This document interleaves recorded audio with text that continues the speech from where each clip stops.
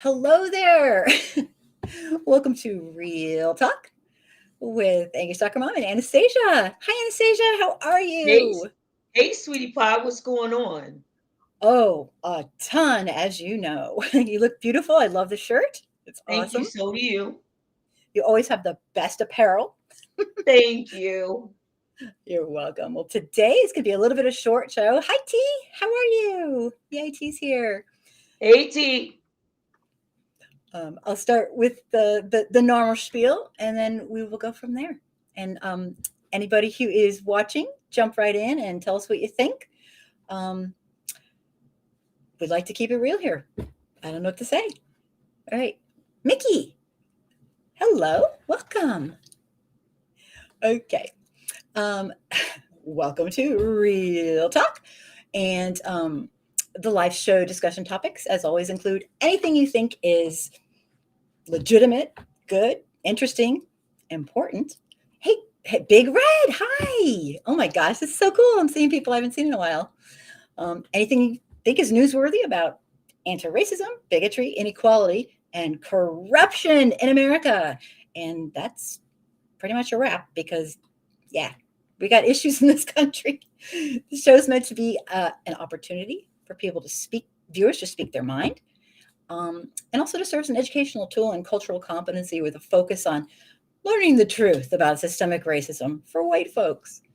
And the reason I say for white folks is because I don't teach people other than white folks. It would be inappropriate, obnoxious, and arrogant um, to do anything otherwise because how in the world would I know better how to solve these problems that white people have created than the people living it? So we'll stop at that. Right, right, Anastasia. It's like what? I totally agree. I Mhm. support that message. Totally I know you do. You're so funny. support it.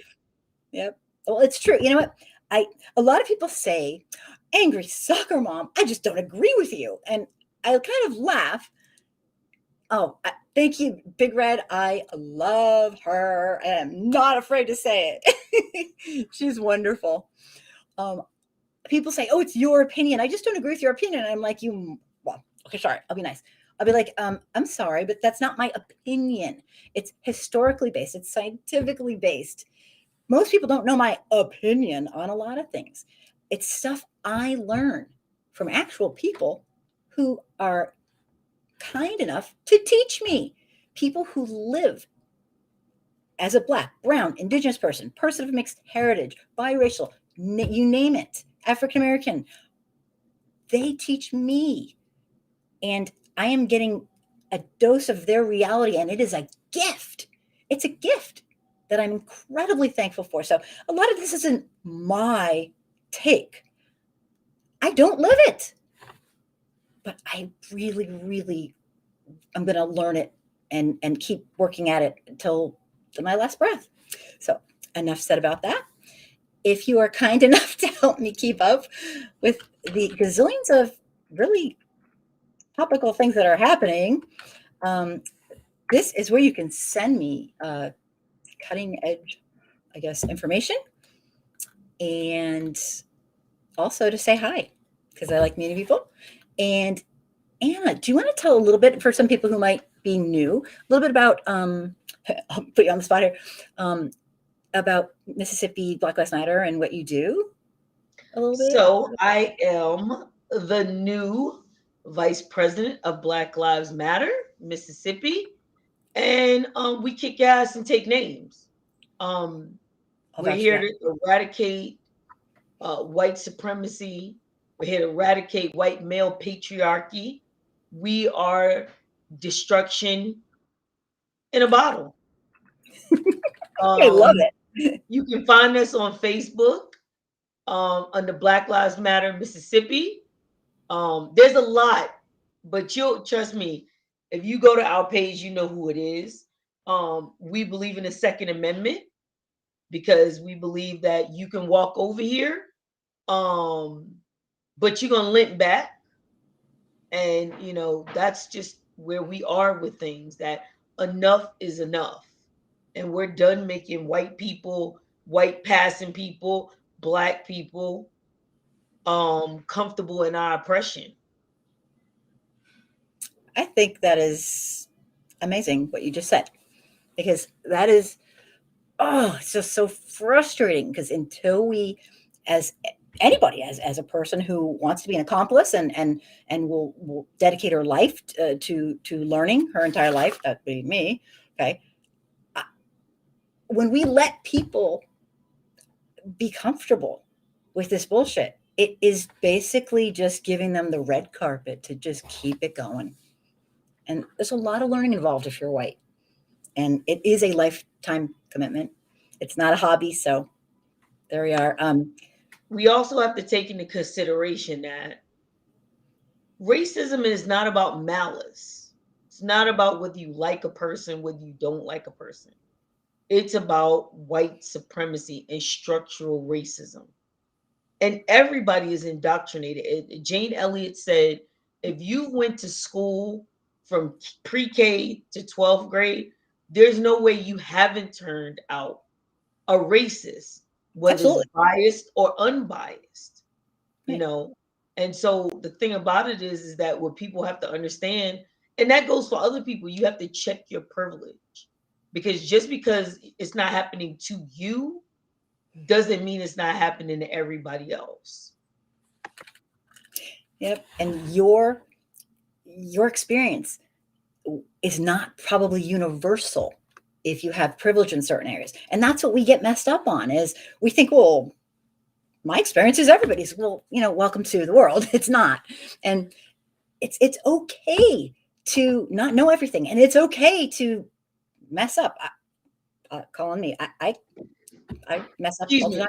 me, angry soccer mom, can I answer this? Absolutely. So, Mr. or Mrs. Knox, first of all, Black Lives Matter is not a part of Black Lives Matter proper. We have no white people on our board. That's the first and second things. As far as extorting money, we have $2,000 in a bank account from small dollar donors.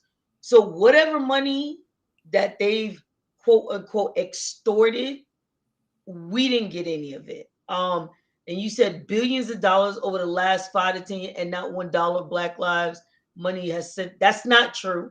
That's a lie. That's really actually a lie. They have given money out to families. What the issue is that they have to be able to function, and you have to. I don't know if you have your own business, but you have to have a budget. And when these Black Lives Matter, any activists, they don't get paid for that. So they have to have a way, they can't have a job at that point. So activism, right, Sherelle, this person doesn't even know what they're talking about. And I'm not here to educate anybody. But what I will say for the people that know what Black Lives Matter do, everything that I've done for Black Lives Matter came out of my pocket. Pocket. From water to mutual aid. We don't get money like that. And if you knew anybody that was in Black Lives Matter, the chapters, the grassroots, you would know that all of what you said is fracturally. And I don't know if you know what fracturally mean. Success. Fracturally means broken into pieces, shards. Everything that you just said is fracturally untrue. Thank you so much, and so well put. I once had a lady come up to me and say, "Black Lives Matter. They're terrorists." And I actually laughed in her face by accident. I said, "Boy, oh boy, who's been drinking the?" Here's the thing. You see, it's what we do. It's white supremacy on steroids. It's what we do. You have to use your own brain. You cannot go on social media and expect to get facts about these kind of things. You guys, critical thinking hurts. Do it anyway. That's all I'll say. We don't want to waste too much time on that, but yeah. And I have to say, I am not trying to be like, oh, tooting your own horn, but I have had the most incredible experience working with Anastasia, and she has, I just don't even know where to start. So don't even go there, mister. Okay, sorry. Just had to go. Sorry. Okay.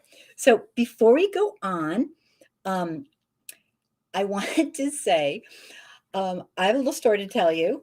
It's really stupid, but I'm going to tell it anyway because somebody, you know how when people just, people tell me a lot of things and I'm fine with it or whatever. It comes with the territory. The white people who are really defensive, they really go all out, and they tell me all these things. But today I got something that actually made me laugh my head off because I had somebody tell me, okay, fair enough, Mickey, fair enough. It's just all right. So what I had somebody tell me today, because I was speaking about Kyle Rittenhouse, and I don't even know what I was saying. I just was basically saying, let's not make somebody the poster child for the Republican Party. He killed people. I mean, come on. It's just the whole thing. I won't even go there. But I don't know what I was saying. It was a video. I didn't even say it. The person put, whoever posted this video must be some white liberal lady who's never been to a protest or a riot in their life. And I was like, oh, let me at this. Because normally I just ignore people who are like that because it's like they're not there to learn. They're not there to educate. They're there to be a jerk. So what I said to him, and this is just I just had to say it. I know it's stupid, but No. I'm looking at these comments. We're just going to totally disregard yours. yeah, we can't go there. We can't go there. This is not a debate platform, unfortunately, for people who want to do that. If you want to debate, there are so many resources out there. Oh my God. So yeah. So back to my story. So this dude was saying that, and I'm like, I think he's referring to me. Well, here's the thing. I try to be a humble person. I probably blow it sometimes, but I really do pride myself in trying to be humble. But you know what? When somebody pushes me, so I totally went off on this guy. And like, actually, I taught during the LA riots. I was a school teacher at Compton Unified School District in Compton, California, which was pretty damn close to the epicenter. And yes, you are very wrong. I was in a riot. I was in a bunch of riots. I'm not happy about it. It wasn't fun, but it was just so cool because this person was just so smug. It doesn't happen very often that I can just say, bam, wrong. So that was my fun for the day and for the year, for the month, for the decade. But anyway, it was very, very nice being able to say, yeah, right, liar. Okay, let's move on. Today's topics, and please interrupt anytime you want to address anything. I'm just kind of, No problem. I will put out a little boop. This right here is the way you can call in.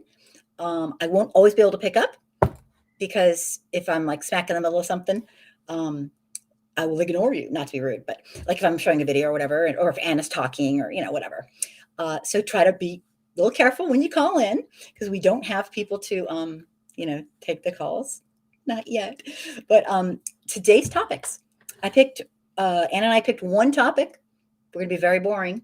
And You're never boring. Thank you. I will address Lowry seasoned salts, Mrs. Dash, at the very least.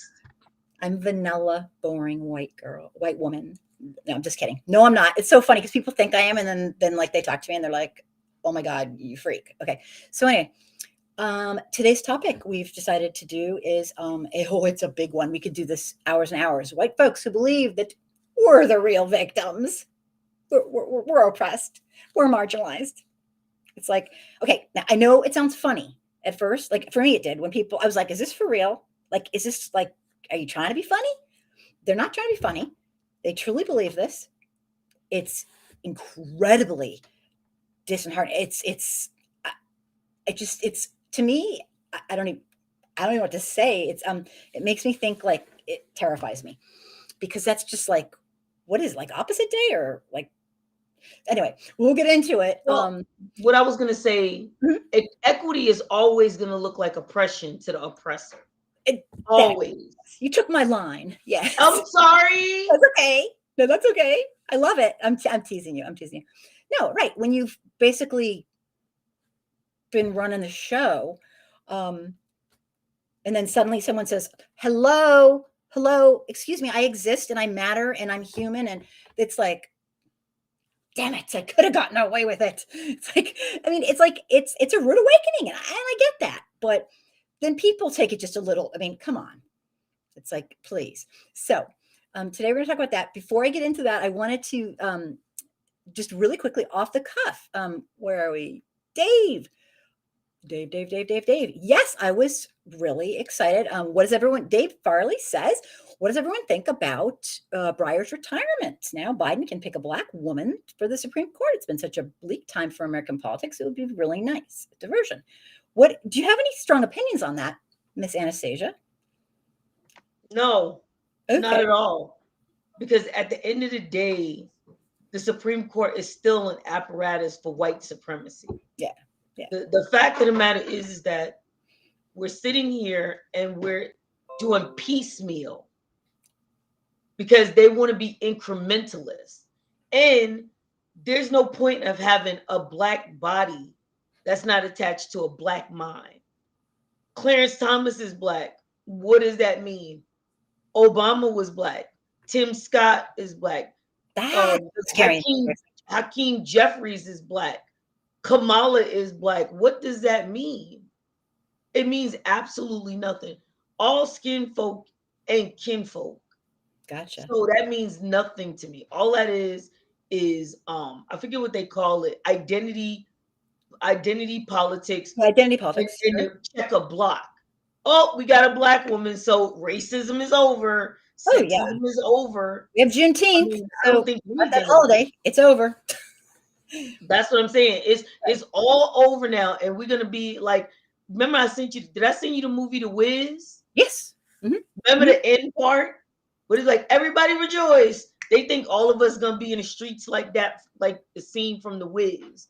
It's not gonna happen. Yeah, racism, systemic racism there's no quick fix. That's not how it works. White people developed this system and kept it going no matter what. And it morphed over time, and it is powerful. And there's no quick fix. And that's the problem. You got to put in the work. If you're a white person, you got to put in the work. And you got to keep putting in the work and keep putting in the work and keep putting in the work. And, I guess we just don't like that because it's really fun to just, live in a fantasy. But I want to get into it. Like the reactions to the commercials that include black people. Exactly. They're throwing us a bone. Here, we have lots of black people in commercials now. And so that means our company is like really, really, really like cool. And no, it doesn't. That's superficial. That's surface level. It's lovely, but it's not going to dismantle systemic racism. Okay? It's kabuki theater. It's performative. It's nothing more than that. And if you've been in this work for as long as I have, there's black faces all over the place. What the hell does that mean? They give black people visibility, not power. And that is part of why I blab weekly and continuously online and doing things, because here's the thing. I'm not a hero. It's been centuries. I'm not going to solve anything. I'm not going to be on the picture on the cover of Time magazine, white lady. No. But white folks need to take some responsibility for what we live in, what we were born into, and what we benefit from. It's not rocket science. It's all our fault. It's not at a guild. It's just act like a fucking human being. Oops. I mean, that's why we're not like considered like the animals, and we can actually use critical thinking skill and say, wow, race is a human construct. We set up a total bullshit system that puts us at the top if we're white. And no, poor white people, they have privilege too, but not maybe as much, because we also live in a society that has like capitalism on steroids. Okay, it's out of control. But what I'm trying to say is, it's not a simple thing, but it's also not that complicated. Act like a human. Do your part. Care about others. I don't know what to say, but I'm blabbing. Okay. I do tend to blab. So I'm on here because I want people to see a white person caring. That's it. If that's the gist of it, then and you know what? I want them to see a white person who can talk about systemic racism, and I lived through it. And yeah, I make mistakes. Oh, do I ever? Oh my God. But you know what? So what? I'm trying. So let me just see what we got here. That's crazy. The last black politicians. Okay, I'm not 100% sure what that means, but sometimes we need to clarify a little bit because it's very hard with the messages. She's talking about Marion Barry. Oh, actually, in Atlanta, I forget what his name was, but in Atlanta, he did a lot for. He was the Georgia mayor. I mean, I forget what he did. I'm gonna look it up so I can say his name. But it's black politicians that are doing stuff, but again, it's too far and few between. So it's not in the aggregate, these black leaders, they're not, this is the thing, and we can go to the video. mm-hmm. You're gonna find horrible people in every race. Okay? Let's be clear about that. You're gonna have people, and Marcus Garvey said this. He said that I do not desire to take everybody back to Africa. They're no good here, and they're not gonna be any good over there. Dave Farley, she's talking about, or he's talking about Marion Barry. He got caught smoking crack with a hooker. But at the end of the day, we know Marion Barry's name, but what about them other white politicians that's raping people, that's now stealing money from their constituents? Duncan Hunter, all of these people that were on trial and still got elected. One dude had like 21 indictments on him, 21 charges. They elected, you think I'm joking and you're talking about, they elected a No. dead pimp. A I don't dead. What do I say? Look, I'm just laughing because it's like this corruption is wild. No, I'm just letting you know. Yeah. The last election cycle, they elected a dead pimp. I believe it. Yeah. I put nothing past this nation. We have is absolutely zero integrity as a whole, and you know, I don't know. Mr. F is black. Welcome. Yeah, but yeah, that was interesting. You know, interesting topic. Do you want to add anything else, Anna? Or No, I'm good, ma'am. I'm good. Okay. So today we're going to dive. Thank you, Dave, for bringing up the topic. I'm really glad that Anna spoke about it. That was just like anything else. It's everyone's got their take on it, but boy, Anna, you really nailed it with the. You did. You always do. All right. So dissecting a racist rant. I found a racist rant that was amazing. I mean, not in a good way, but it kind of exemplified every little. We're going to dissect it, okay? We're going to dissect it for some of the folks who maybe are a little bit more new to this, and we're going to dissect it by. I'm going to say what I thought. Anna's going to give her spiel, and then we want everyone to jump in and tell us what you think. If you are absolutely brand new to understanding and learning at the beginning, the lower part of the anti-racism continuum, lifelong continuum, we're going to sound like we're nuts because see, we've been doing this. Well, I mean, this is a lifetime for Anastasia, but I know we've been talking about it for a really long time. Formally, I guess being an activist, I guess you could say that, or just, talking about it and trying to get it to stop and people to learn. So it's like, if you are learning and growing and doing all this, you get these people and they're always the same. But this one was just interesting. So I will shut up right there. I'm not sure exactly how. I'm going to do a little mini. I'm not sure how this works. Okay. But we carried out and we continue we as white folks continue to carry out crimes against humanity ongoing from the very beginning. I call that systemic racism, institutionalized racism. It is an ongoing crime against humanity. Yet there's there's event after event after event, whether you know them or not. Oh my God. Our real history is, you're not learning that in school. You're learning whitewashed baloney or things that have been completely left out. Oh my God. The hidden history that was just, they tried, we've tried, we're embarrassed. We don't want people to know the truth. Hidden history is my absolute huge interest. Hidden racial history, which should just be history, but because of who we are and what we've done, and again, it's not about guilt, it's just the facts. So I do not understand how there is such a large subset of the population that is delusional to the point where they believe that we believe we are the oppressed ones, we white folks. Okay, I smile when I say it because it's ridiculous, but it's true. When you don't have a grasp on the real world, it would probably seem like your rights are being marginalized when you're forced to get out of your delusion, of white supremacy. So yeah, it must be this and her, but people take it to this like degree that it's like crazy. Do you want to say something? No, I'm just listening to you. Like I said, I was not researching, but like I said, the fact of the matter is that this didn't start overnight, and it's not going to go away overnight. Nope. And if we think some savior is going to come save us, it's not going to happen.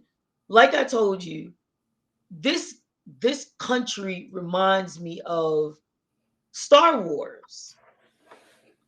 And because everybody thinks that they're Luke and Leia. You're not. You are Darth Vader and the Emperor. That's who you are. All these people that's doing all these things are nothing but stormtroopers. Yeah. And the reason why I say that is to personify what's going on. Some of people, a lot of people, a lot more than I like to say, are the bad guys. And in the aggregate, on a macro level, there's never been a white-led movement that really wanted or ascribed to having a functioning Black population. If somebody can tell me one white group that wanted the complete functionality of a Black population, I'll give you $20. Yep. There's never been any, large scale movement that's been just, this is ludicrous, this ends with me. And there's a lot of reasons for it we won't get into, but we all take part in this society, and do not say for 1 second that you just don't see it. Okay? Because you know what? We're not a bullshit show. We don't go there.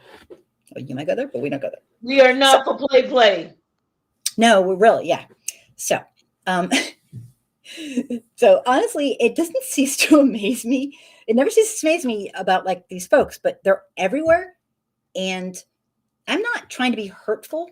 I don't know if this is some sort of mental illness. I don't know. It's an indoctrination, but it doesn't matter what it is because it's harmful. It's like saying that, racism isn't really racism unless you mean it. No, that's not how it works. If you discriminate, then you discriminate. If you didn't mean it, that is a very good first step. That's awesome, but it is still racism. So we got to get our stuff. So this week, a Michigan parent sparked some outrage, according to the news, because she kind of went a little nuts and a little full of herself, using racial slurs at a parent meeting, school board meeting. And the one made some remarks and public comments. I guess she was in this Grosse Pointe, Michigan school board meeting. And it was a live stream, and people were blown away. Her sanctimony was quite notable.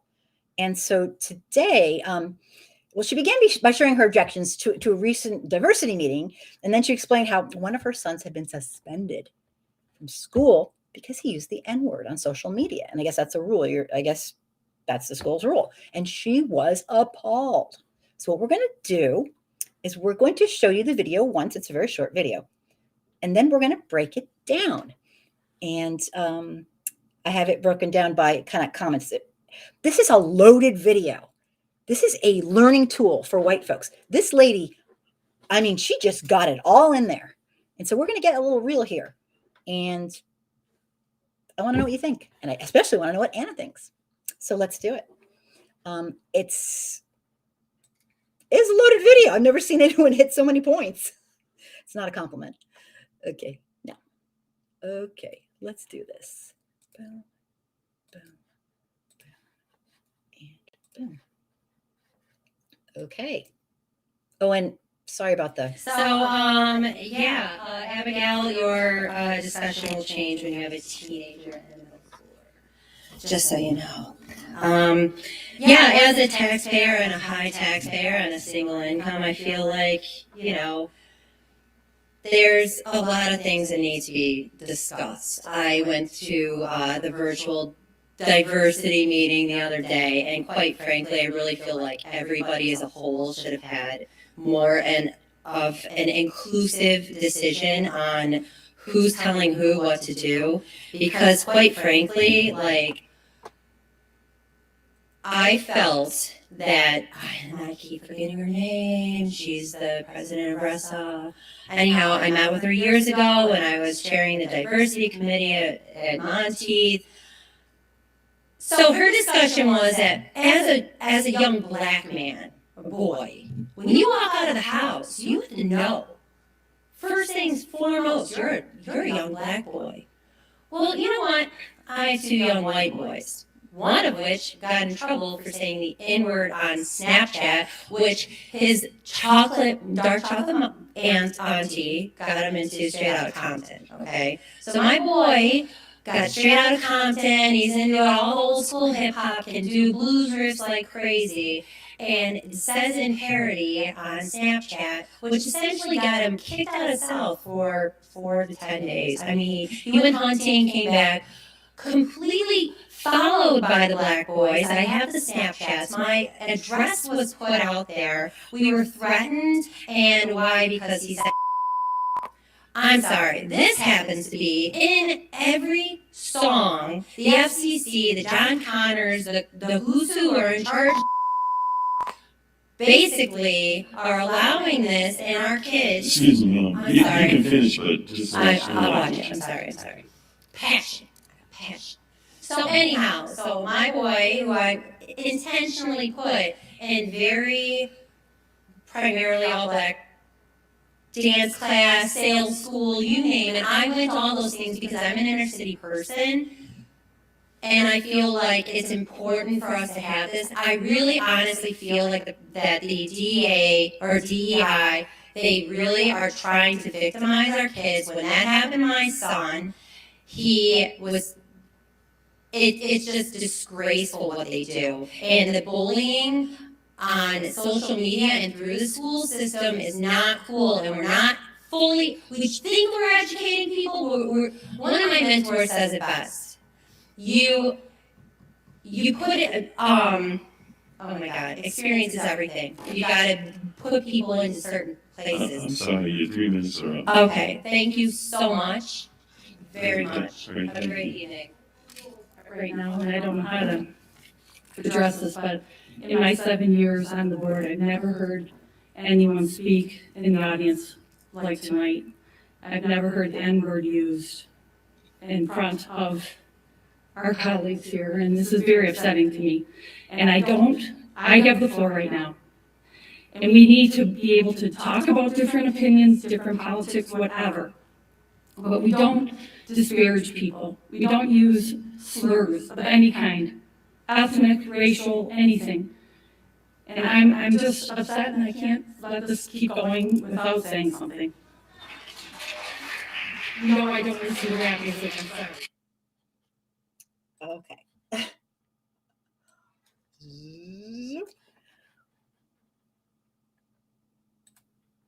Okay. That was it one time through. Now, this is the fun part. There was a lot to take from that. So let's listen to the very first part and we'll go from there. Let me just get my stuff straight here. We'll go from there because this is, I mean, it might take a couple times to obviously I've watched it a few times. Oh, you brought treats.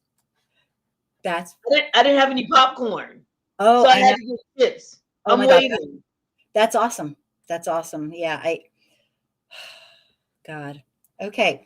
So let's just break this down for a moment, shall we? Um, oh my gosh. I will stop it in just a second. Just try to listen carefully to what they say. Right up until 35 seconds in. Let's do it. And I'll be stopping it, hopefully a little more smoothly than I'm starting it, but we'll see. Ay, ay, ay, ay, ay. Okay. Come on, Kim, you can do it. Pictures going everywhere. It's disappearing. There we go. Okay. So the first 35 seconds are rather interesting. Let's try this again. So, Abigail, your discussion will change when you have a teenager and a middle schooler, just so you know. As a taxpayer and a high taxpayer and a single income, I feel like,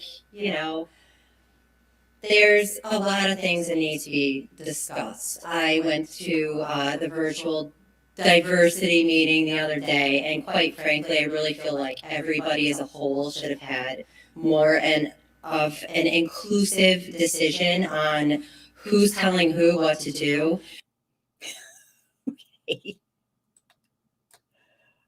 Oh, goodness.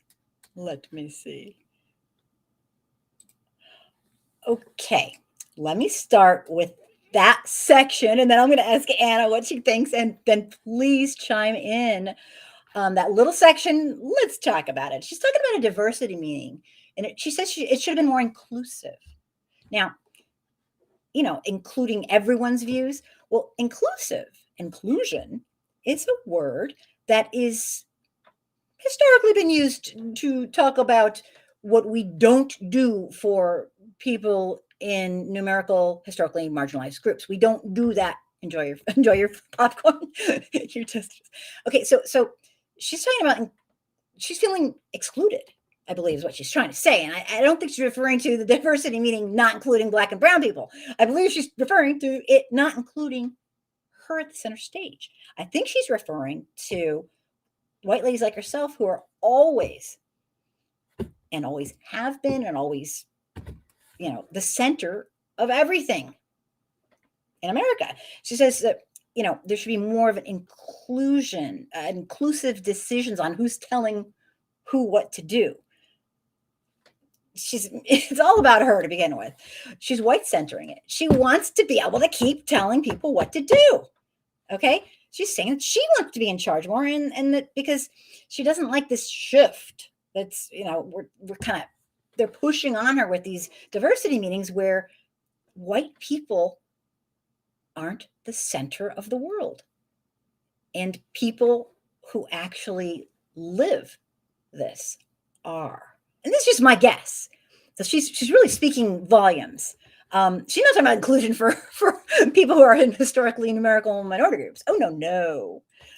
What say you, Anna? So first, she looks like a wine mom. She looks like she drinks Sauvignon Blanc, which turned it into a Sauvignon bitch. Okay. The second, first of all, she brings in elitism. I'm a taxpayer, Uh-huh. a high taxpayer. Yeah, right. At that. Very good. Mm-hmm. She bought in I got money. I'm more important than y'all. Yeah. Y'all better listen to me. Yeah. Okay. Then she says the diversity class.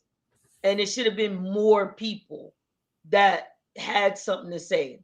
The fact of the matter is that white people have always been able to say whatever they wanted to, whenever they wanted to. And this was a temper tantrum. I'm white. I'm a white woman.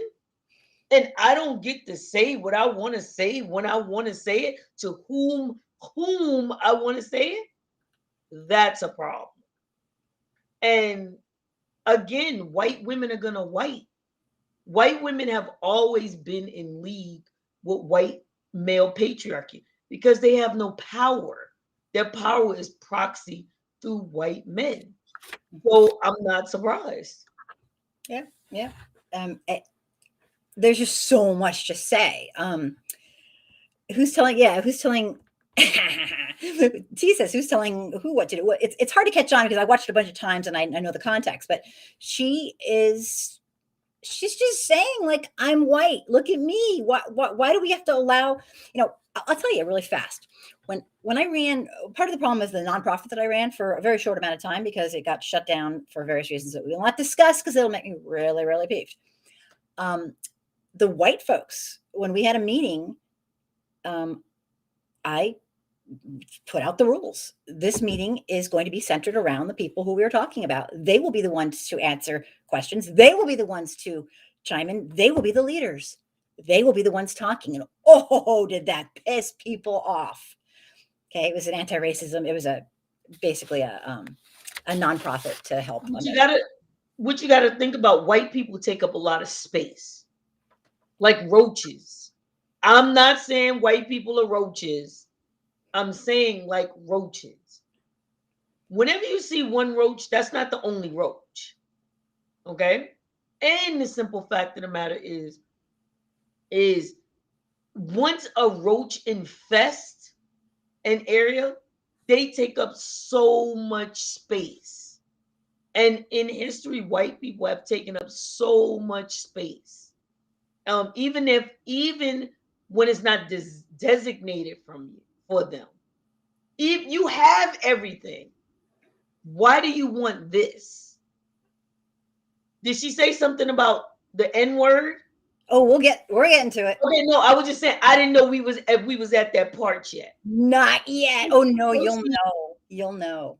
Let me read a couple comments and we'll move on. People are doing some really thoughtful comments. I appreciate it. Oh yeah, I get it. T says, yeah, I was just repeating what she said because she was was appalling for her to say that. Yeah, it was like exactly. Yeah, I know. Of course you get it. Yeah, thanks for clarifying that. Mr. Evans Black, sounds like that Karen was desperately trying to hold on to her because I'm white and I say so privileged. Yeah, she was, her world's been just blown away. Oh, you're going to hear more too. Great points. Mickey, her whole speech is the embodiment of privilege, systematic supremacy. How does this woman treat Black people at her job if she's in charge? If she cooks Black people food, would she spit in it? I don't know, but it's not pretty. She is an entitled person, and she believes that she has been the victim. So let's continue. Well, we didn't. She said single income or something like that. So this is not some man that's keeping her up. It's her. Right. I mean, this thing can be just torn to bits. It's so detailed and it's so dense. And it's every word she says is very, very purposeful. Even when she says, well, we'll get to it. Very purposeful. This was incredibly manipulative. Like this sounded like she was off the cuff. Oh no, contraire. She is a professional victim. I can tell. Okay, so let's go on. We'll stop at 42 seconds in. Again. Okay. Oh, if only I could get this to go right. Okay.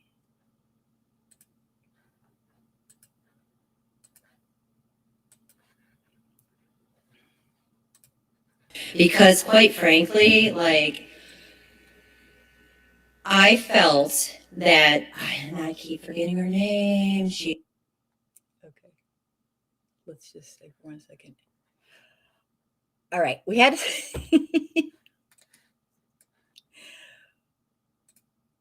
to stop right there. It's a really fast pause. But okay. Quite frankly, I keep forgetting her name. She can't quite remember the name of the Black or brown lady, just guessing, who runs this committee, which is fine. and I'm not trying to nitpick. I'm trying to be like, like hyperbole here, going, on steroids. But it kind of all adds up. Because the next thing she says was, when I was chair on the diversity committee. Okay, I am so sorry. Who the hell put her chair of the diversity committee? That's ridiculous. Okay, I'm sorry. Who in their right mind would put her as a chair of a diversity committee? She thinks she's White the only people. one. Yeah, it's like, exactly. That's why people are blown away when you say, yeah. Anything else you want to add? We can keep going. I just had to stop it there. So, as I drink my tea, she's trash. And the fact of the matter, she's mad because she's not in her position. How dare you Black women take over our spaces? We know what's best for you. She's batshit crazy. Yeah. Oh, it gets. Yeah. I mean, just so dense. I've never seen such a short speech be so dense. Let's see what's next. I mean, it's important. If you're new to this stuff, you gotta analyze it and understand it, or otherwise, kind of sounds okay. Kind of not, but still okay. She's the president of RESA. Anyhow, I met with her years ago when I was chairing the diversity committee at Monteith. So her discussion was that as a young Black man or boy, when you walk out of the house, you have to know. First things foremost, you're a young Black boy. Well, you know what? I have 2 young white boys. Okay. Hold it right there. Hold it right there. Whoa. Okay. I'll start and you can jump right in. She starts off by making her point, which is that the woman in the other meeting is bringing up how a Black boy or man, when they walk out of the house, this is disturbing to her. They have to immediately think, okay, I'm a person who is walking into a culture of white supremacy. And I got to remember, I'm seen as, no matter who or what I am, I'm seen as just another, what, by a lot of people. And I'm just keeping it real here. And I'm sorry, the person who is trying to educate her is absolutely right, according to every single person I've ever talked to on the subject, who's actually Black, Brown, Indigenous, of mixed heritage, biracial, or studies this stuff intense. So she is trying to basically white center it on her. Okay. She's trying to make her boys, they're having this awful weight on their shoulders. It's not the Black people. It's her little white blonde boys, I'm guessing, okay, or whatever. This is crazy. Anna, you're just having too much fun. So, you uppity Negroes. That's what that said. You uppity Negroes. Mm-hmm. How dare you think of yourself as more important or more than a victim than I am? Mm-hmm. Mm-hmm. You know what I'm saying? Yeah. All boys matter. That's all she said. All boys matter. Right. And then, huh? Yeah, that's like exactly. All boys matter. The fact of the matter is, she's not even looking at that. That's a cautionary tale. Do not think that you're the same as him, because you're not going to be treated the same.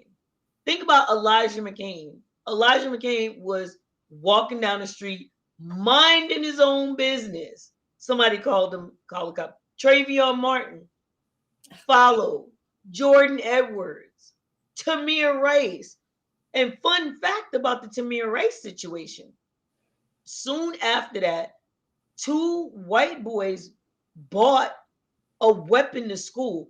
Do you know what the principal had them do? Write an essay about Tamir Rice, the boy that just shot up that school. They said the parents didn't take him from the school after everything like that. Do you really believe if a Black child was talking about Uziing up the school or the voices won't stop, do you really think that his parents would have been allowed to leave him in school? Oh God, hell no. He probably had No, police there breaking down his door, murdering him. exactly. The night The, before, the, the there was no young, issue. right, the young boy that was killed by the cops in school. You know what I'm saying? The young man that was killed, they found his body without organs in school. Mm-hmm. And The fact of the matter is, yeah, we are not the same. no. So it's more of a Emmett Till, prime example. Emmett Till is like the personification of why we protect Black boys.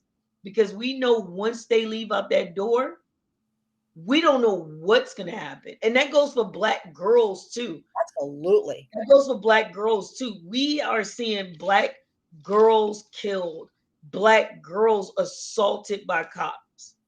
Black women too. Oh my What I'm God. saying, but she was talking about her boys. Right. So Her I'm boy. focusing on No, I gotcha. children, Black Yeah. children. You're right. You're completely right. And Anastasia, the bottom line, I'm sorry, I didn't mean to cut you off. Did you want to say something more? The bottom line is you take any incident in the United States of America, and 9 times out of 10, or okay, 7 times out of 10, I don't care. It's not, there's no equity. If you switch the situation, white folks are given the benefit of the doubt, if not more than the benefit of the doubt. And Black, brown, and indigenous people, people of mixed heritage, African American people, are considered guilty even when they've done absolutely nothing wrong, and they're considered guilty even when they've found to have done nothing wrong. It's not even close. This lady is delusional, right? The Central Park Five. Oh my God. Central Park, I mean, that would have happened to white boys. Never. Just switch the situation around in every circumstance and tell me that would happen to a white. No. Khalif Browder spent 2 years and most of it in solitary confinement because somebody said he stole a backpack. Come to find out, remember that? Oh, it's the sickest thing. I can't even. Yep. Solitary confinement, that thing that's known to cause incredible mental illness for even days, let alone weeks and months and years. People, we have a white person problem in this country. Okay. Say it. I do every show. Let's go on. I'm not trying to just bag on this lady, really. I mean, I'm sorry, she's given me so much material all in one short little thing. And it's like, wow. That's all. Freedom of speech doesn't mean freedom of consequences. Oh, you stole another line. You stole another one of my lines. Naughty. Let us continue on. All right, if I can do this. Oh my goodness. It's just, this is a learning experience that I really, really think is important for white folks who are, learning this stuff. It's incredible. We should be so thankful to her. Okay, not, but still, I'm just saying. Okay. One of which got in trouble for saying the N-word on Snapchat, which his dark chocolate aunt auntie got him into straight out of Compton. Okay, I'm sorry. Oh, I'm so bad, but like every second I have to. Okay, I'm sorry here.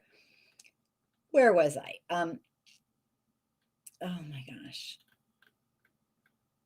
My son got in trouble because he said the N-word, and she's feeling really, really, really bad about that. Like, that's like so uncool. He should be able to say it if he wants. I mean, like, hello. It's like, who the fuck does she think she is? Oh my God, don't go there. That's a rhetorical question. Next. Oh my God. And I don't even want to say this. She says her dark chocolate aunt. Her dark chocolate aunt got the boys into rap. Fetishizing. Oh my God. Help me here, Anna. Help me. I mean, okay. So again, there's a lot of stupid to unpack. She has someone in her family who's Black. Oh my God, that's what she's trying to tell us. So she's cool. I don't know. This is the thing. This is the whole thing about this. Slave owners had black family members as well. Strom Thurmond had had a black daughter. There's a lot of them walking around here and having black women or black men as sneaky links and still fostering white supremacy. The fact of the matter is the N word. They say it. She hasn't said that yet, but they say it. Why can I? You know what I tell? I watched this. Ta-Nehisi Coates talked about this. Knowing the history of that word, why do you want to say it? Why? What about that word do you want to say other than somebody told you no? Again, a temper tantrum. Yeah. It's because Black people told her no. That's not a word you're allowed to say. And that is unfathomable to her. I mean, this is so like dense with like, I mean, it really is with lessons. She is, I don't know, the whole thing about the, oh my God. Anyway, she's got me the dark chocolate. She's trying to show dark chocolate. She's trying to tell us that she knows she has a Black family member, okay? And so that makes it all cool because, you know, it gets worse, guys. I'm just saying. Oh, yes, it does. I mean, it all just adds up. It's crazy, but this is a learning experience. She's saying because she, you know, she's in with the cool crowd. She's allowed to go here. Oh my gosh. All right. Let's see what else she has to say. Okay. Let me see. Gotta back it up here. All right. Okay, so my boy got straight out of Compton. He's into all the old school hip hop, can do blues riffs like crazy, and it says in parody on Snapchat, which essentially got him kicked out of South for 4 to 10 days. I mean, he went hunting, came back, completely followed by the Black boys. I have That.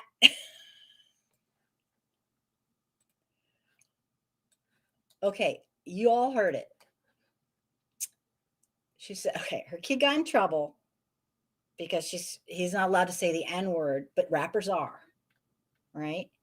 And she continues to go on by saying her son does riffs, loves old rap music, you know, and he's followed by the Black boys. I think what she's trying to say is that, you know, he's a real leader.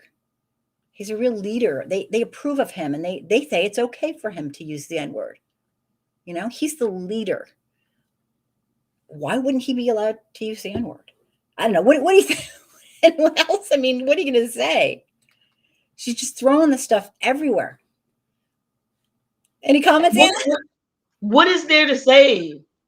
There's so much stupid to unpack, but it goes back to white supremacy. All this is white supremacy. The white women in the Ku Klux Klan was called the Silent Army. That's what they were called, the silent. Yes, I'm sipping tea. The fact of the matter is they were called the Silent Army because their racism was smiles and supposed good intentions. Oh, And listen, sorry. what you got to what a lot of people y'all don't understand. The second tenet of white supremacy is making sure to preserve and uphold white women. Period. Mm-hmm. And what do white women do? They raise white children. And this is why they make sure that white women are indoctrinated into it. Absolutely. So you got to remember that. It's not even about her. It's about the legacy of racism and white supremacy. Yeah. Yeah. No, this is really dense stuff. And again, she is not alone. Okay. See that like I'm laughing, but I've really never seen a speech that's like 3-4 minutes long that encompasses and embodies all that is white supremacy, all that is fake kind of a mix of fake liberal, but also a mix of entitlement. And I'm the one that's the victim. I'm the one, not you. And to think about like what I know about our history, how fucking dare she? Oh my God. It's like you can't even believe it, but you're hearing it. That's what today we're dissecting this. If you just joined us, we're dissecting a woman's for educational purposes because this is not by accident. Every word is like, wow. So let's continue. And I keep pausing it every second because she's just giving us so much. You want to say something, Anna? No, proceed. Okay. Let me see. Welcome, everybody. This is a little bit, we do keep it kind of real. I got to say, we try. I try. Okay, let us keep going. We watched this originally all the way through, and now we're kind of doing the dissection. All right, let's do it. Boof. Of the Snapchats, my address was put out there. We were threatened, and why? Because he said, I'm sorry, this happens to be in every... Okay, sorry. All right.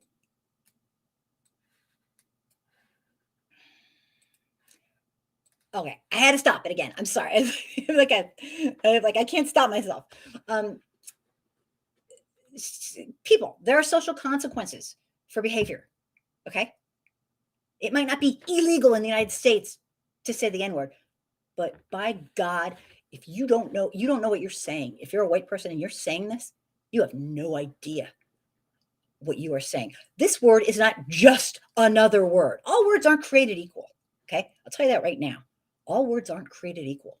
This particular word has a history that holds the pain and suffering of centuries and centuries of the most cruel, barbaric, torturous inhumanity. I don't have to put it. No, lady, you don't have the right to say it. Sorry. That's me. And the whole doxing thing, I'm not pro doxing, okay? I am pro social consequences, and I'm not pro doxing, but it's what people do. But she's indignant. Like, how could anybody hold me responsible? When people's hearts cannot find a way to be humane, we make laws. And when there are no laws and there are no hearts, the only thing left is social consequences. So, ma'am, no offense. You got off light. You got off really light. Just saying. So, yeah, for that, no accountability. She takes no accountability. No. For people in the aggregate that always wants to say, if y'all would just take responsibility for your own actions, why does that only apply to Black people? I say you first. You first, white lady. You first. You first. She's minimizing pain and trauma. Mm-hmm. Okay. Now, this is what I'll say to this, and I'm going to end on that note.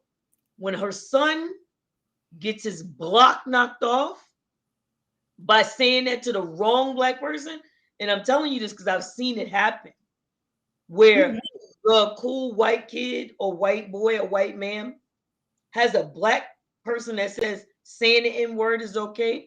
Then he gets around other people and says it and gets the brakes beat off him. They're always like, they have the nerve to ask why. I'm gonna tell you. Yesterday, you know, I box, right? And so we went to the boxing gym yesterday. Soon as I came in, and he had it on the music. Yeah, soon as, just imagine going into Planet Fitness, and they got and I was like, what the hell did I walk into? Incredibly disrespectful. So I did my boxing, and I went straight up to the guy, and he was like, "Is everything okay?" No, it's not, sir. I said, the fact of the matter is that I come in this gym, I pay $160 a month for you to teach me to box. Yet I come in here and I hear the N word. At the end of it, he says, yeah, we got minority. Why are you mentioning a minority to me? It should be upsetting to you. I'm offended by, oh my God. That's what I'm saying. Right. It's not okay for you to, I'm gonna have to go to Green Eggs and Ham way. It's not okay on the house. It's not okay on the bus. It's not okay. It's not okay. Very good. Thank you. That was, that's it. But yeah, this is just crazy stuff. It's just crazy stuff. But she's given us a lot to talk about. All right. That's why I'm sitting here eating my chips and popcorn and my tea, because I'm just like, I need to hear, this is a show. It is quite the educational opportunity, trying to take something horrific and breaking it down so that just something good could come of it. Maybe. I don't know. I don't know. Maybe it's therapeutic. I'm not sure, but this is crazy. Off we go. All right. Now, let's do it. Song, the FCC, the John Connors, the who's who are in charge, basically are allowing this, and our kids. Excuse me. Okay. So it wasn't enough that she's talking around it. She has to start spewing the N-word. She has to do it because she's going to show us. She's going to show everyone what the actual fuck. Okay, they treated her so well. Oh my God. Any comments, Anna? Or shall we continue? The fact of the matter is that word doesn't hurt us anymore. What it is that you have the audacity to say it and think that there's no repercussions that's going to come of that. The second thing about it is when she gets her block knocked off, because somebody's going to touch her somewhere, somehow. You know what I'm saying? And the simple fact of the matter is that, first of all, let's think about when the N word started being used, right? Now let's go into the contemporary. The reason why it's so prevalent and this is why you should never promote dumb people and make dumb people famous. Because if she would understand, the music executives are white and they will not promote music that's uplifting to Black people, that's uplifting to Black women. They will not promote that. That's why you're going to see all these rappers that's talking about drugs, guns. You're going to see that. You're going to see that because guess what? The system is working as it was designed to. Mm-hmm. The system's This not is broken. about putting people in prison beds. Mm-hmm. That's what this is about. Mm-hmm. And that's it. Yep. Very good. Great points. Let us continue. So she's about to get reprimanded for spewing the N-word by somebody on the board, I'm guessing. But there's some little word that she says that I have to speak to, and I have a feeling Anastasia will definitely want to say something. This really annoyed me. It all did, but annoyed is a nice word. Maybe don't even get me into it. But yeah, maybe want to I don't condone it, but I understand what turns Little Miss Hand into Little Miss Throttle. Okay, sorry, just saying. Okay, so here we are. We'll stop at 20. 6 after. Check this out. Sorry. You can finish, but just watch. I'll watch it. I'm sorry. Passion. So That was that.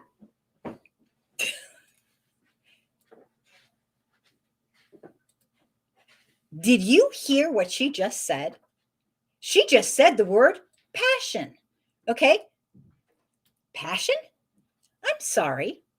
Spewing the N-word twice because You're a sanctimonious, arrogant racist.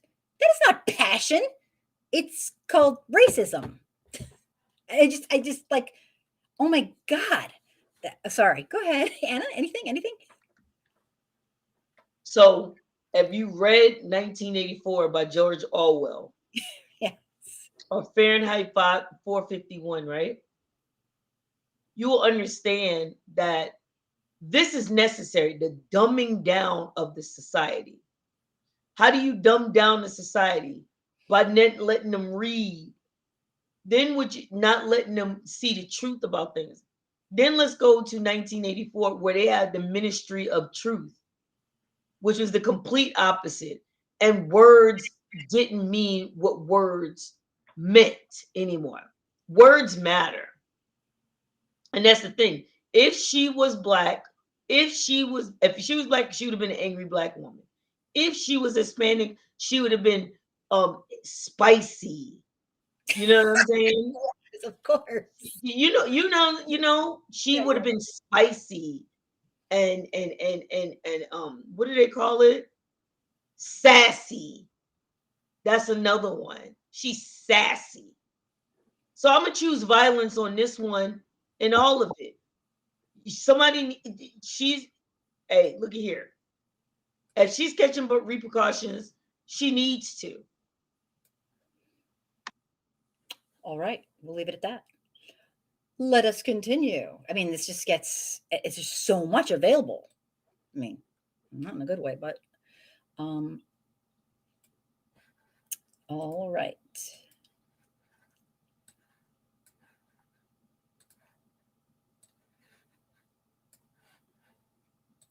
Anyhow, so my boy, who I intentionally put in very primarily all black dance class, sales school, you name it, I went to all those things because I'm an inner city person, and I feel Sorry.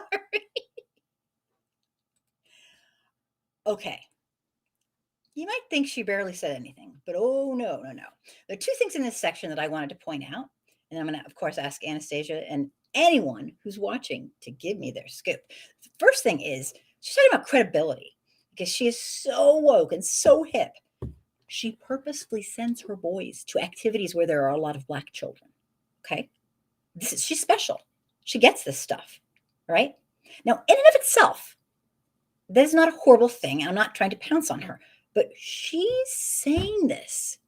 She's using it as a reason, as a crutch, so she can explain, she can exert her white privilege because she's just all that. And she gets these folk, you know, she gets these folk and she allows her children to intermingle with them even purposefully.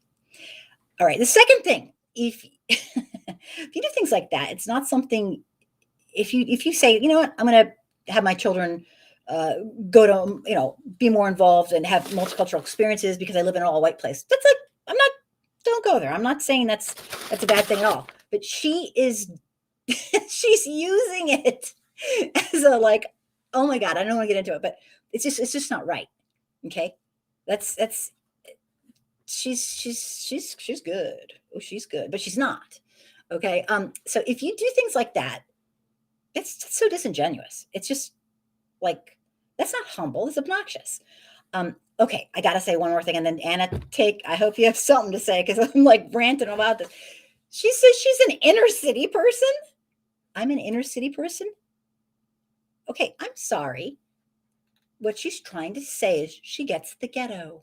She gets the black areas. She is so full of shit. She is talk about. She's gaslighting. She's full of shit. She's an inner city. What the hell is that supposed to mean? Oh, I've lived in the city for a long time. No. She said she's an inner city person. These words are specific. Okay.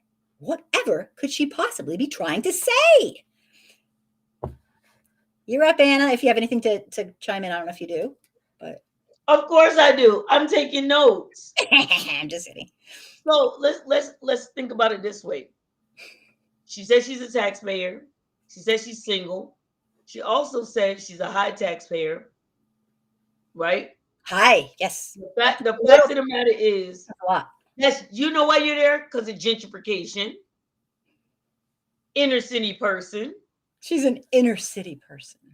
And the simple fact of the matter is proximity to Black people or any other race or even gender or community doesn't make you any less an ism to that community. When she said that, you know what I thought of? And I know you don't watch movies, but I'm pretty sure our guests watch movies. Probably. I'm the only one on the planet that doesn't know. I don't know. Have you ever seen The Color Purple? I've never seen movies. I know So of it, but that's it. What? In The Color Purple, it's Miss Millie. And Miss Millie got all upset when she couldn't drive her car back. And when she did her curiosity, and she said, I've been good to you people. Like she needs credit. I've been good to you people. My husband's the mayor. I'm Mayor so-and-so's wife. Well, you should have told us. My God. Yeah. And that's in the movie, because this is the thing. In The Color Purple, Miss Sophia, she said, the first thing she said to her was, your kids are so clean. Would you like to be my maid? Oh my God, what an honor. And Miss Sophia said, you what? My maid. And you know what she said? Hell no. Said, gal, what did you say? I said, hell no. They sent her, they beat her up, sent her to jail, and guess what she got when she got out of jail? She had to be Miss Millie's maid anyway. Wow. So all she is, that's why I call them Miss Millie's and Missy Ann's, because Missy Ann was from Roots, and Kizzy spat in her water, because when she needed her, Missy Ann didn't come help her, knowing, and I think it was because they had a you know how to slave enslaved people had to have letters to get them back and forth. Yes. And Missy Ann wrote that letter. But then when it came down to it, she lied and didn't say anything. Yeah, there's just so much. There's just so much to learn from this. She truly believes that her shit don't stink. I don't know how to put it. And that, it's like it's a whole mentality that I don't even know where to go. Let us continue. Yes? I have Now, let's proceed. proceed. Okay. Okay. Let me see here.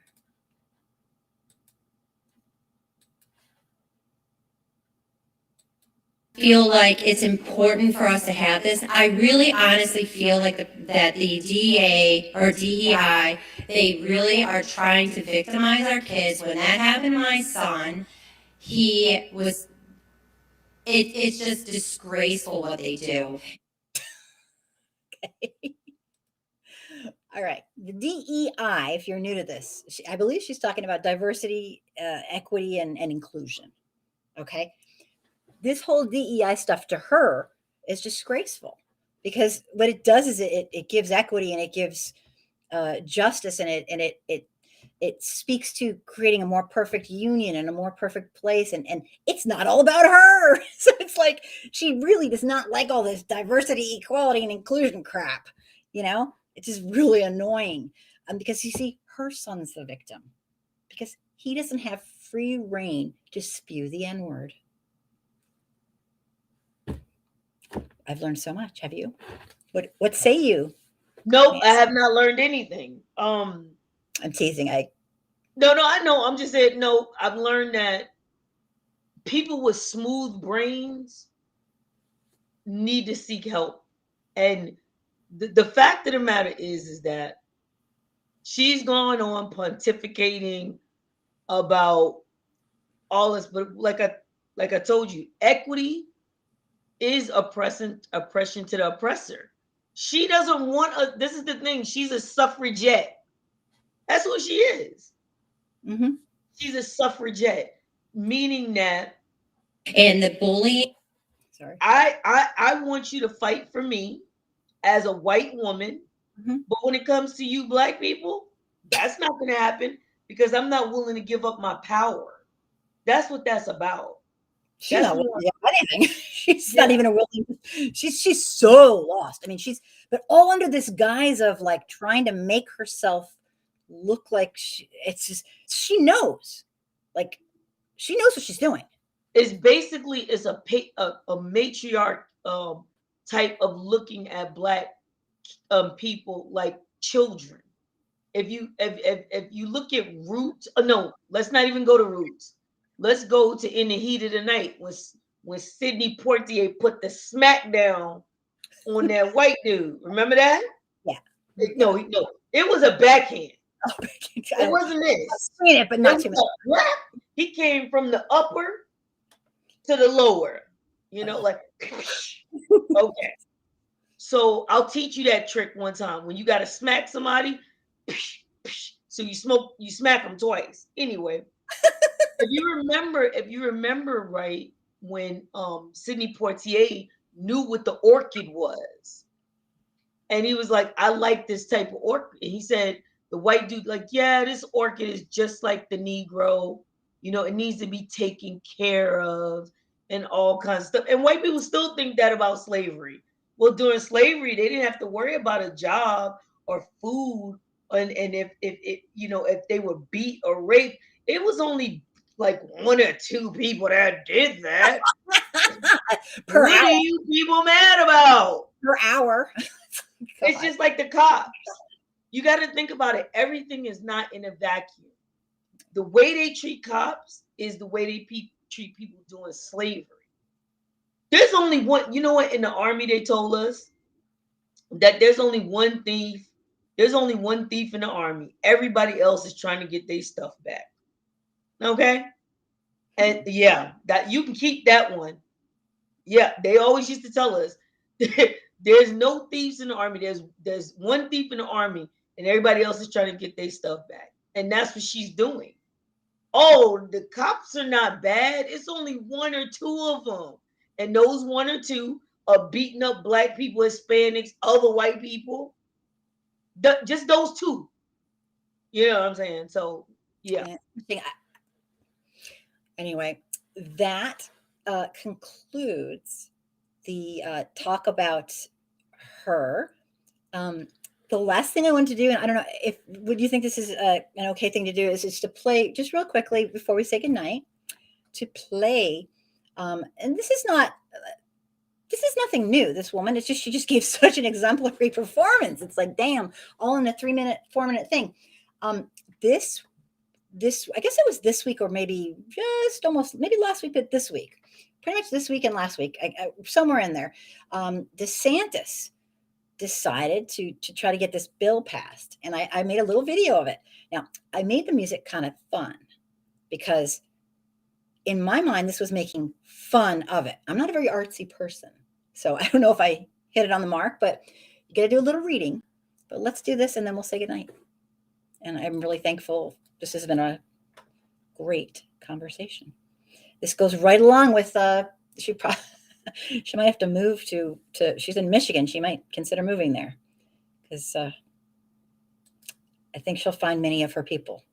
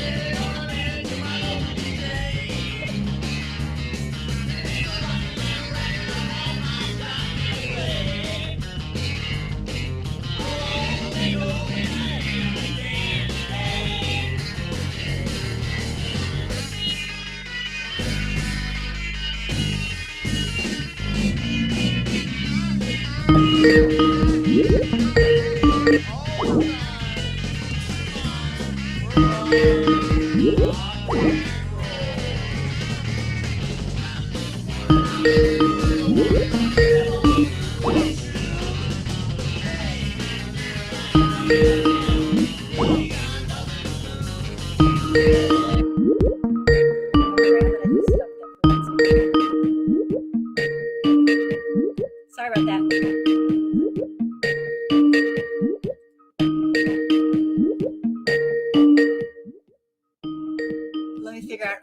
going, and then I have to stop them from. I'm not sure how to do that. Sorry, they're ruining my video. Yeah, I don't even see the. Okay, maybe they've stopped. I'm not sure. Where were we? I forgot how to black that out. Sorry.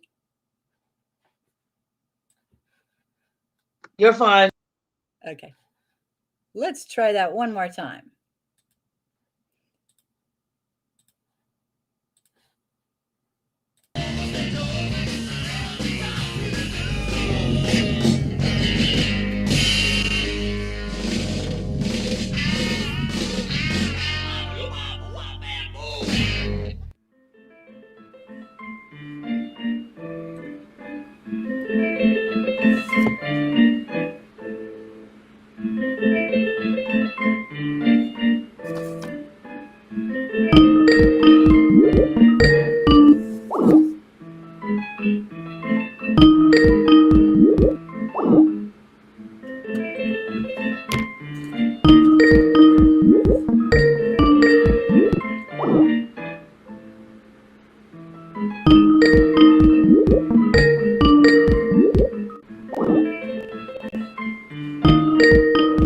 Sorry.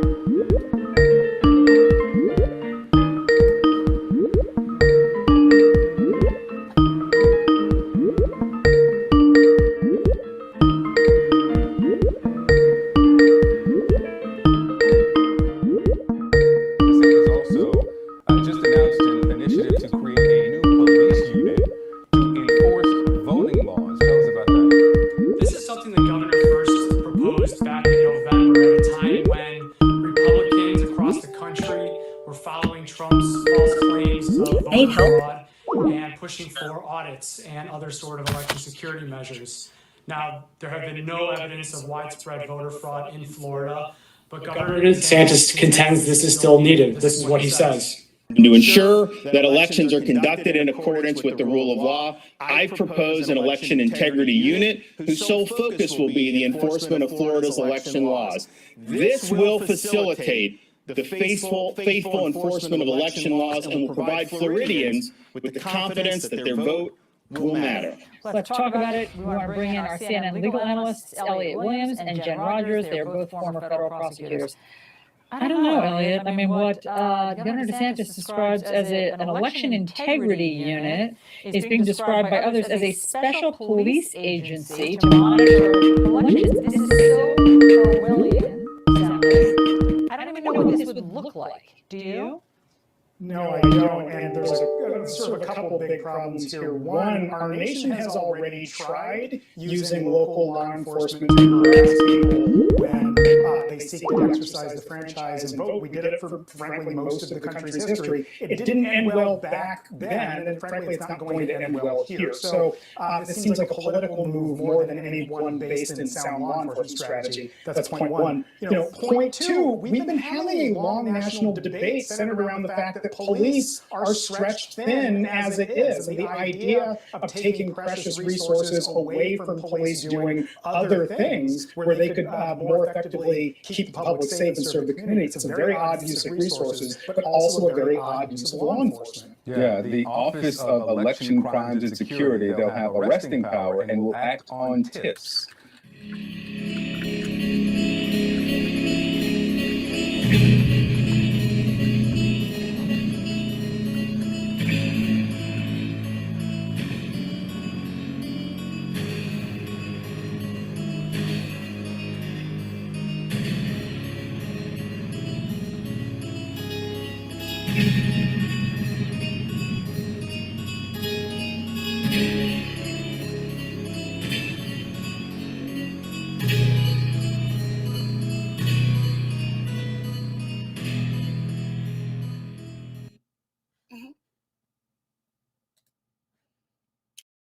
Okay, I gotta start by saying I'm so incredibly sorry about that. That was rather disruptive, having somebody call in like 50 times. But my bad, I did not know how to turn it off. But now I do. I hope they didn't give you a headache. You there, Anna? Uh-oh. No, I'm here. Good. I'm so sorry. What happened there, if you weren't sure what was going on, was I asked people to call in, but since I don't have any monitoring, um, I don't have any person who's monitoring calls. You have to pick the right time to call in, and during a video is probably not the right time to call in. But if it was somebody innocently doing that, that's no problem. And if it wasn't, I'll get you for that. No, just kidding. I know how to turn it off now, so but that was kind of obnoxious. But anyway, so that's the DeSantis video. It's real. It's not it's a joke, but he's serious. So yeah. I just thought that would be a lovely icing on the cake for us. I don't know what to say. This is widespread. This is terrifying. This is I say, what are the colors of the skies in your world? Or I say, I'll have 3 of whatever you're on, because clearly you're not with us. Incredible. All right, everybody. Thank you so much for bearing with me through that. Anna, any closing words, or you're good? Sorry. You're like just. So it broke my brain. It broke my brain. Yeah, I know. The simple fact of the matter is, this is nothing new. Like, we have to understand that this is nothing new. Once you go to colonization, you'll understand is all they did was rewrap the shit, put a bow on it, and give it to you. That's all they did, was rewrap the shit. And Dave Farley, I know we're supposed to be going, but Dave Farley said something to the effect of, you have to wonder just how racist Florida is. They used to feed black babies. No, you don't. Huh? I said, no, you don't, Dave. You don't have to wonder. They used to feed black babies to alligators. I know what he's. Yeah, they used them as bait. They use them as bait. So when people tell me that, if you're willing to feed a baby, you know what I'm saying, to an alligator, and it's not ones and twosies. The most to be totally honest, you know what state has the most lynchings? Florida. I thought it was Mississippi, but no, Mississippi comes in a cool second. And the thing about it's probably other states with other numbers, but because we never know the real numbers. The real numbers. And I know I know what he's saying. He's like, wow. He's saying, I gotta wonder, but right. I'm saying for people out there. Yeah. I didn't know that before 2 years ago, I didn't know that they use black babies as bait for alligator. I didn't know that. But 3 videos on it. But I know, but this is before I met you. You know what I'm saying? But this is the thing. Yeah. I'm just playing. The thing about it, huh? I'm just playing with you. Sorry. No problem. If you have a people that will torture, murder, and lynch a person, cut their genitals off, and then put it in a bottle to put on in their store, or take skin from a black person, or like with Nat Turner, where they used his body as salve. So if you're asking me, do I put anything past this society? They made it a law that you could scalp Native Americans. I mean, Casual Killing Act? Right. The fugitive slave. Why? I mean, I get it. Why are we surprised? It just doesn't make any more sense. Right. And he was asking rhetorically, but right. Anybody who is surprised, just keep learning your history, real history, the one with the racial stuff in it, and you will slowly not be surprised at anything. The depth of our cruel, barbaric system that white people invented knows no bounds. But another thing, Rosewood was in Florida. Oh, that's right. Yeah. Rosewood. Rosewood was in the Rosewood massacre was in Florida. And like I try to tell people, it didn't last one day. It lasted days. Yeah. Most of these, and it's so funny that we're talking about it. The Rosewood massacre lasted from January 1st to the 7th. That's a whole week, right? I thought it was That's about a whole week of them killing and hunting black people and burning shit down. That's what when they say about Black Lives Matter, I don't give a goddamn. Burn all that shit down. You know why? Because that's some of our reparations for all of our towns, all our towns that you burnt down. I don't give a damn. Yeah, there's I did a video as Anna knows, and this is for new folks who are just learning this kind of thing. I've told this before. I did a video on 10 of the unknown. Most of them are unknown race massacres. They were race massacres. There's hundreds. Okay, I'm going to do another top 10. I can't bear to do it. I need a break from doing race massacres. They're fucking barbaric. If you knew our real race or history, oh my God, it's the depths of, I don't know what to say, but it's just. I mean, the fact of the matter is, we need to understand that none of this stuff is new under the sun. And until you realize that what's really going on, and trust me, I'm not sitting here telling you that I'm this guru. I'm not. Oh no. No, the Rosewood, it was it was the first of the 7. Yeah. And so what my last thing that I was gonna say is to all of y'all. Okay. You have to understand that knowledge is power.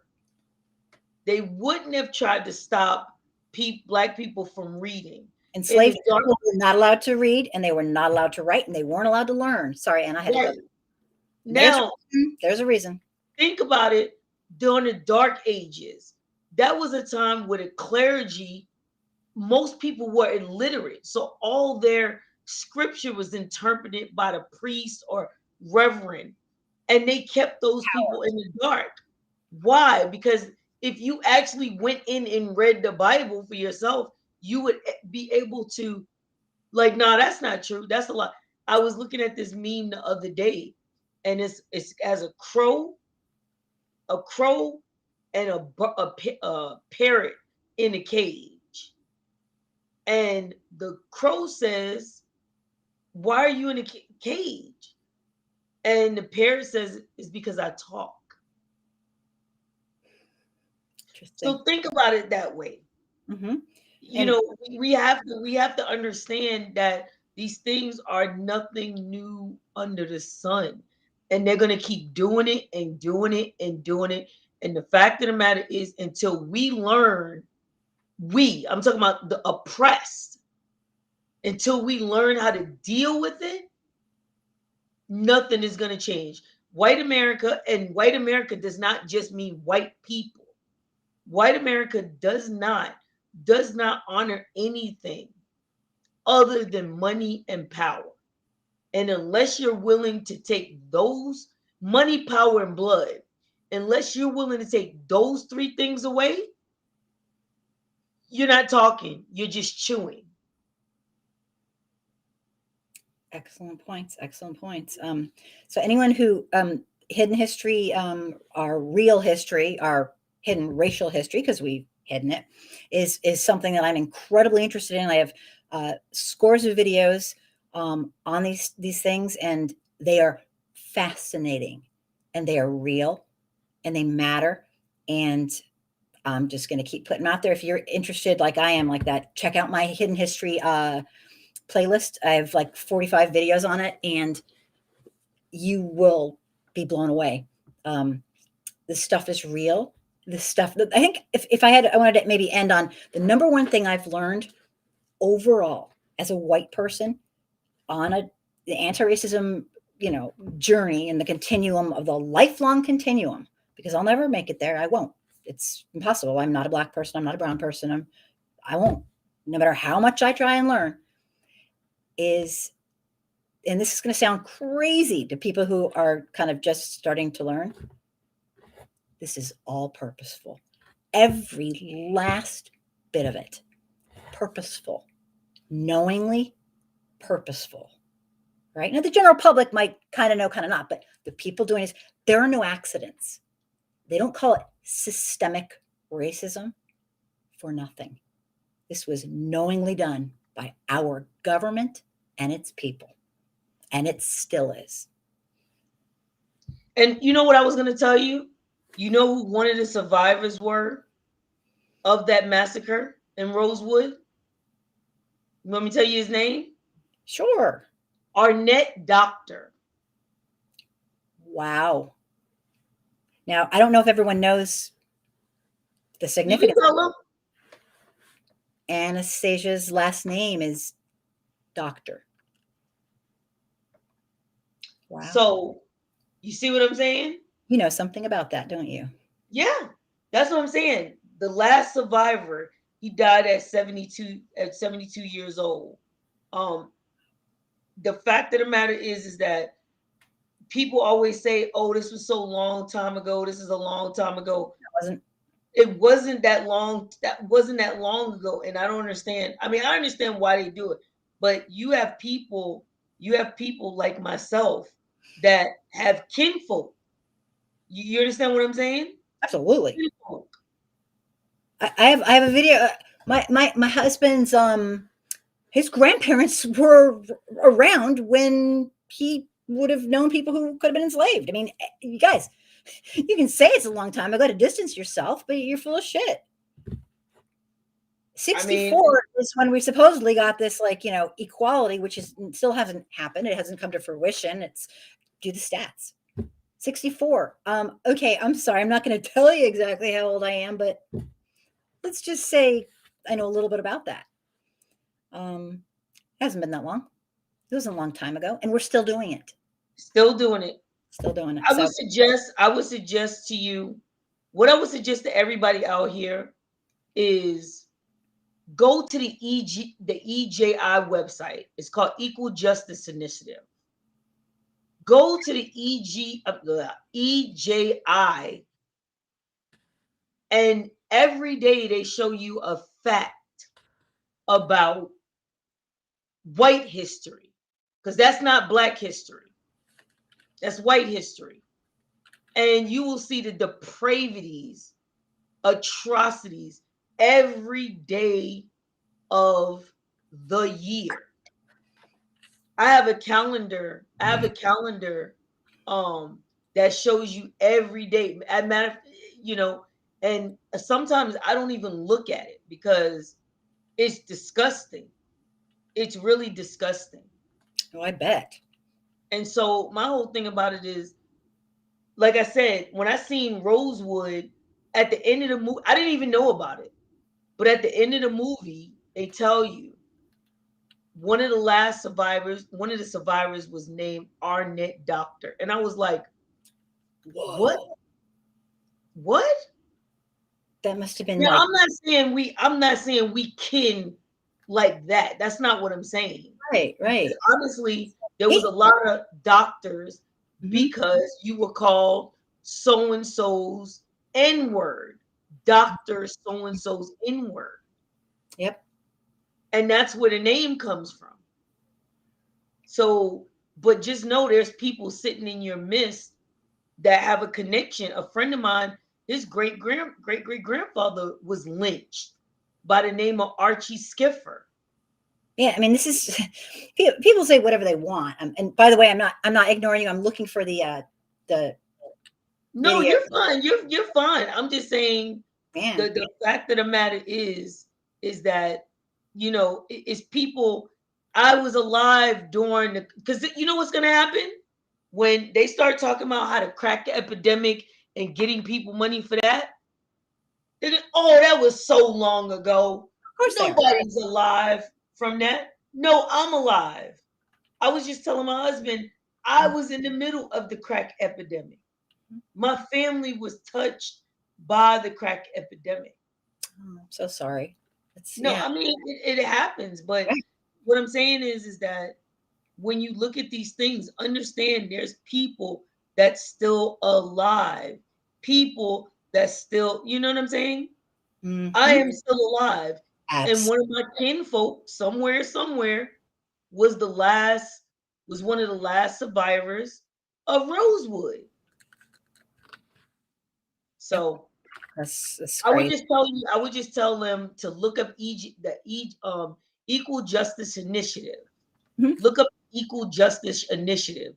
They have a calendar. They got 2 museums, the Legacy Museum and the Memorial Museum. And you'll see all the people that were lynched that they know about.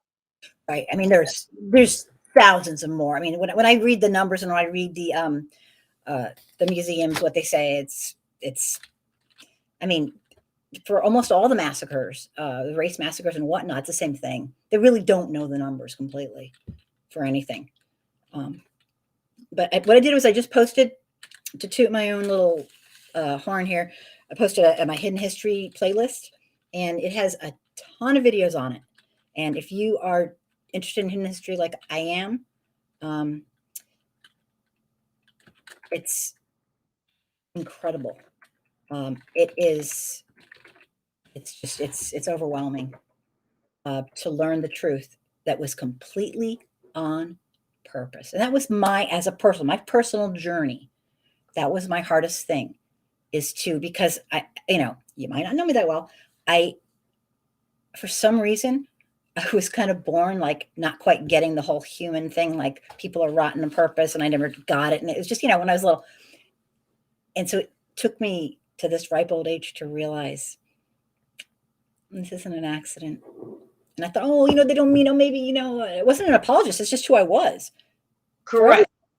And now I realize, we did this and it was absolutely purposeful.